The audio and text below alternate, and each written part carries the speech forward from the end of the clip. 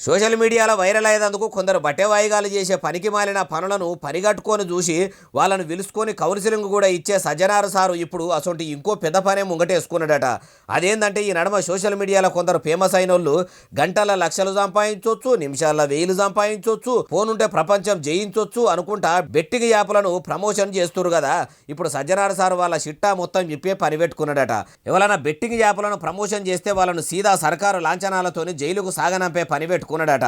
ఆ పాడు మళ్ళీ బెట్టింగ్ యాప్లను ప్రమోషన్ చేయొద్దని ఇంటర్నెట్లో ఫేమస్ అయిన వాళ్ళతోని వీడియో కాల్ కూడా మాట్లాడిండు. ఇప్పటికే ఏపీలో లోకల్ బాయ్ నాని సోషల్ మీడియాలో వీటి ప్రమోషన్ చేసిండని కేసు పెట్టిర్రు.